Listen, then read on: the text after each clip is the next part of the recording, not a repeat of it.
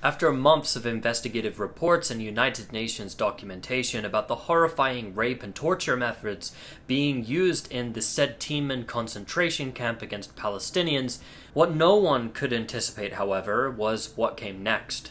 At the end of July, Israel decided to accuse 10 reservist soldiers of participating in the gang rape of a Palestinian prisoner at the Sde Teiman military facility. This came after investigative reports from the New York Times, CNN, and various testimonies released on Israeli media detailing atrocious forms of torture, in addition to documentation from the UN and human rights groups, which also detailed severe sexual torture, humiliation, starvation, amputations, and rape with metal and electrified objects.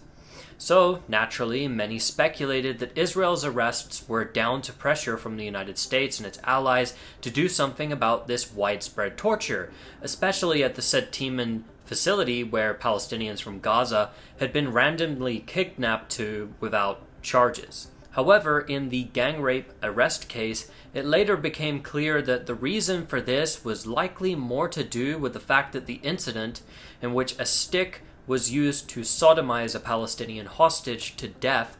was actually filmed and may have caused a major international embarrassment if not immediately addressed.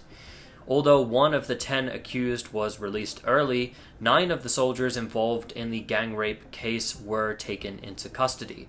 This was then met by crowds of Israeli protesters who were joined by elected officials and far-right militia groups that burst into the Sde Teiman facility to try and free the gang rapists.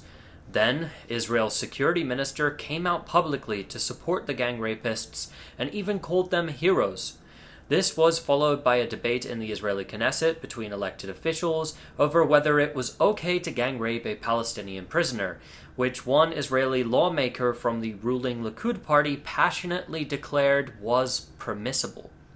Later that day, thousands of Israeli protesters attempted to break into police facilities where the accused soldiers, for instance, were being held and clashed with the authorities in addition to storming military bases. One of the 9 Israeli soldiers being held was then released and bragged that the Israeli police arrests were simply a sham and that the police were actually sympathetic to him for what he did. Then we had various Israeli broadcast media shows on which raping Palestinian detainees was openly endorsed. Just when you thought it couldn't get any worse, one of the soldiers who committed the gang rape that was so severe that the Palestinian prisoner slowly died of his wounds was invited on the Israeli media with open arms to appear on air and make the case that he and fellow soldiers are heroic defenders of the Israeli people for gang raping prisoners. And well, after hearing all of this, it's up to you to draw your own conclusions on the state of Israeli society.